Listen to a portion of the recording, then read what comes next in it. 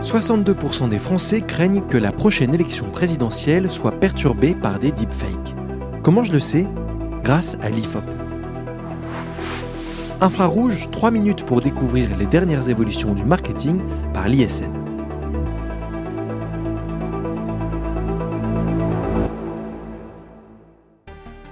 Le marketing, c'est avant tout une histoire de compréhension de l'autre, le client. Plus vous en savez sur lui et ses motivations, mieux vous pourrez calibrer votre offre, votre positionnement et votre discours commercial. Mais connaître son client, ça n'est pas aussi simple qu'on le pense. Car la plupart du temps, lorsqu'un client n'est pas satisfait d'un service ou d'un produit, il n'en informe pas l'entreprise. Eh oui, il s'en va, tout simplement. Alors évidemment, ça n'est pas toujours le cas. On a tous en tête un proche qui n'attend que de saisir son téléphone pour raconter à quel point son expérience client a été désastreuse.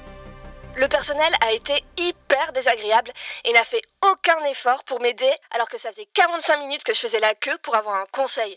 C'est honteux, à fuir. En réalité, dans la pratique, ce genre de client qui aime aller au clash, c'est assez rare. Dans la majorité des cas, un client insatisfait ne prend pas la peine de prendre 10 minutes pour écrire une tartine dans Navi Google ou s'insurger au téléphone. Il part silencieusement, sans aucune autre forme de procès. Vous venez de perdre un client et il ne vous le dira jamais. On comprend donc bien l'intérêt de dépenser un peu d'argent pour mener une étude marketing. C'est en effet un des moyens les plus fiables pour comprendre ce qui motive l'acte d'achat de votre cible et ce qui le freine. Et cela sans aucun filtre.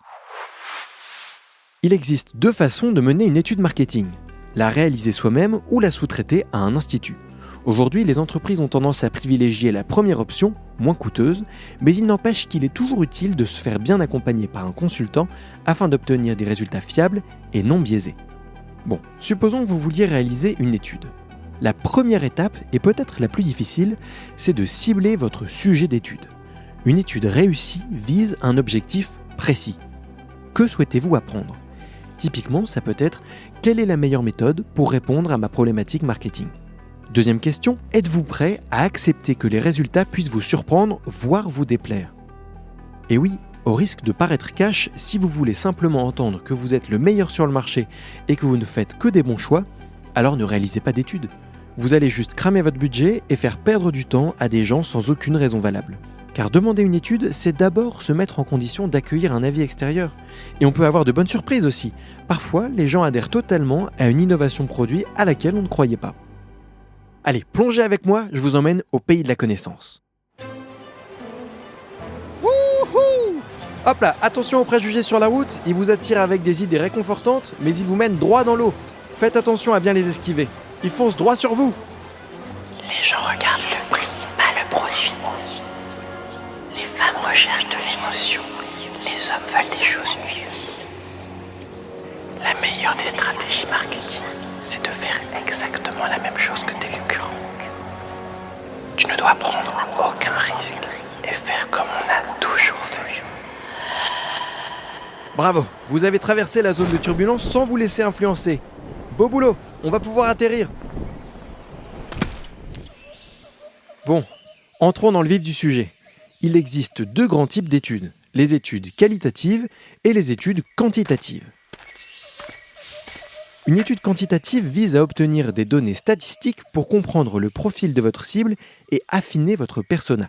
C'est avant tout un travail exploratoire. Et pour obtenir des infos béton, il ne faut pas hésiter à faire la chasse aux biais. Dans une étude quantitative, on va trouver un grand nombre de questions relativement fermées, auxquelles il n'existe qu'un éventail limité de réponses possibles. Je vous donne quelques exemples. Quelle est votre tranche d'âge ? Êtes-vous actuellement un utilisateur du produit ? Sur une échelle de 1 à 5, à quel point êtes-vous satisfait de ce produit ? Ou sur une échelle de 1 à 10, quelle est votre opinion sur cette campagne publicitaire ? 1 étant très mauvaise, 10 excellente. Une bonne question marketing, c'est une question qui favorise une réponse sincère. Il faut qu'elle soit univoque, claire et qu'elle permette d'avoir un résultat objectif. Si je vous demande par exemple, êtes-vous d'accord pour encourager la production de véhicules diesel qui polluent beaucoup ? La manière dont la question est formulée, vous le voyez, introduit un énorme biais. C'est téléguidé pour obtenir une réponse qui va dans mon sens, et donc je me fais plaisir au moment d'écrire la question, mais en pratique, si je suis honnête, je ne vais rien pouvoir tirer de votre réponse. Parce que face à une telle question, on n'a pas vraiment d'autre choix que de répondre non. Oui, je suis absolument pour qu'on pollue davantage. Dans le même genre, un autre exemple de mauvaise question, ce serait « Trouvez-vous que ce produit est original et utile ?» Ici, on a 2 questions en une. Faire la chasse au biais, c'est aussi s'intéresser à l'échantillonnage. À qui posez-vous votre question ? Quand on constitue un échantillon, on veut absolument qu'il soit représentatif de la population cible, avec des quotas qui respectent ce modèle réduit pour pouvoir ensuite extrapoler les résultats à l'ensemble de la population visée.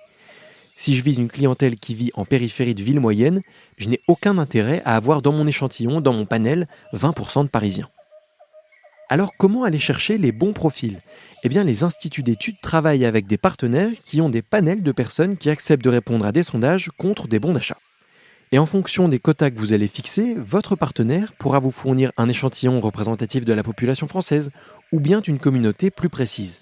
Et si votre échantillon concerne exclusivement des personnes qui sont déjà clientes chez vous, alors il sera plus pertinent de travailler directement à partir d'un extrait de votre fichier client.